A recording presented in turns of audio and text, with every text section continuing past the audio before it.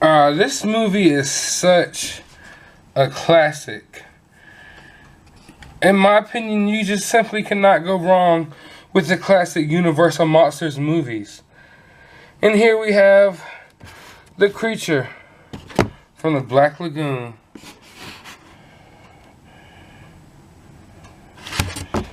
Really digging the artwork on here. I don't know if you could tell or not, but it is a steelbook. One of the few steelbooks that you'll actually see with the slipcase right there. Ooh. Let's go ahead and look at the cover of that bad boy.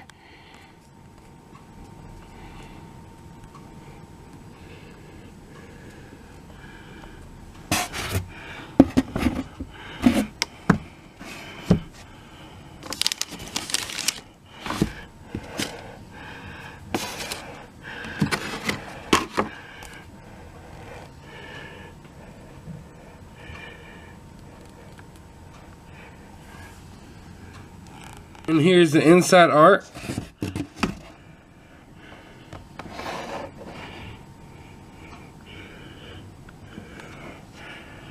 So without further ado, I'm gonna go ahead and watch this movie, refresh my memory on it, and give you my thoughts on Creatures from the Black Lagoon.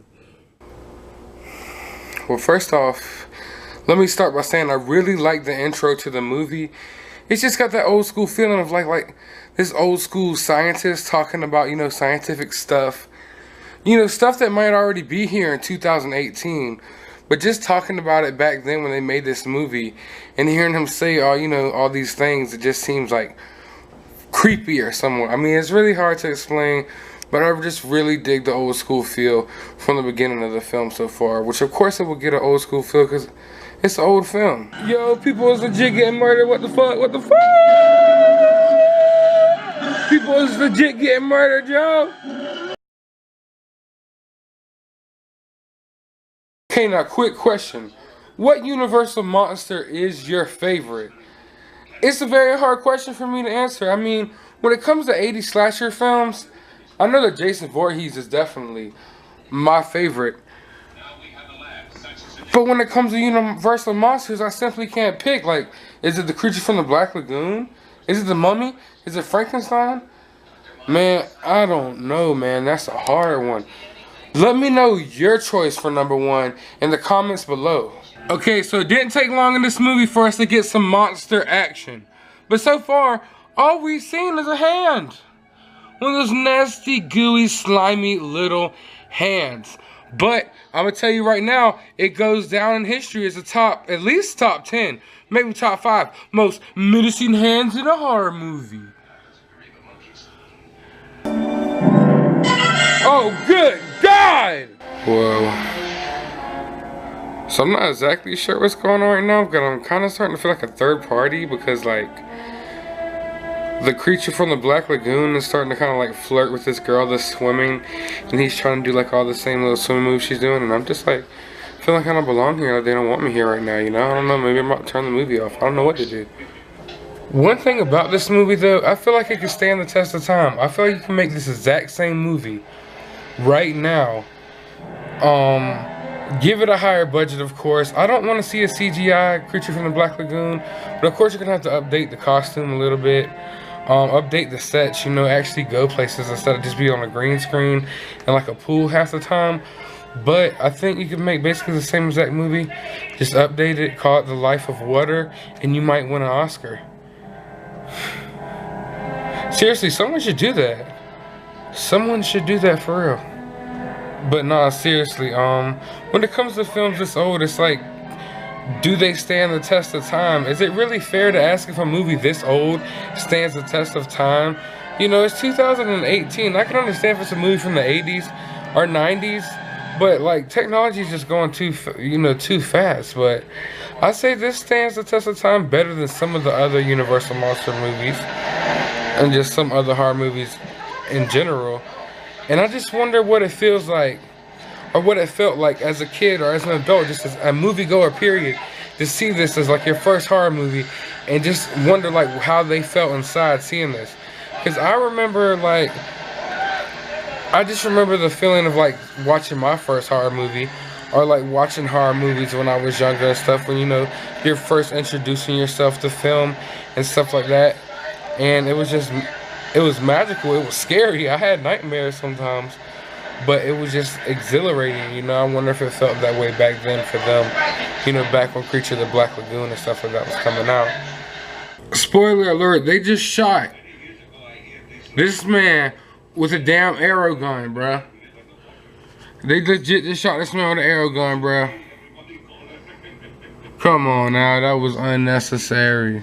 So apparently right now they think they could bait the creature in with breadcrumbs, bruh. They're using breadcrumbs to try to bait the creature in, I think. At least that's what I'm gathering.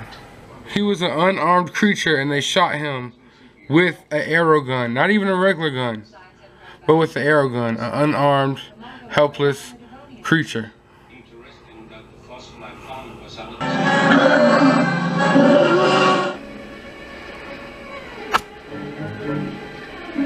Yo, tip number 1. Whatever you do, do not bring a lantern to fight the fish man. He hates lanterns. Like, he's destroyed like 4 lanterns in this movie. Like, he just walks up, bam, destroys a lantern right then and there, no questions asked. That's exactly what I need to see from every old school movie. Like an old school, just one-hitter punch, man, just right in the kisser. Okay, so I think we all know what the real question at hand is. No pun intended there at all. Like, I mean, come on. The real question is, who would win in a fight to the death between the Creature from the Black Lagoon, the original Universal Monsters version, versus the one from the Monster Squad? Really think about it. Who would win? It is blowing my mind right now. I think I'm going to go with the regular Universal Monsters Creature from the Black Lagoon. Because seriously, guys, I just watched him do an alligator death barrel roll on a scuba diver with a spear gun. Now, that's not something I saw in Monster Squad. Okay, so I like classic films just as much as the next guy. But you know how it is sometimes with classic films. They just seem to drag a little bit. I didn't have that problem with this movie at all. It felt well paced for me. Maybe it's just because I'm in a Universal Monsters mood right now. Maybe if I was in a different mood, it would drag for me. But it definitely didn't drag for me at all. So with all that being said, I would definitely recommend this movie for people of all ages.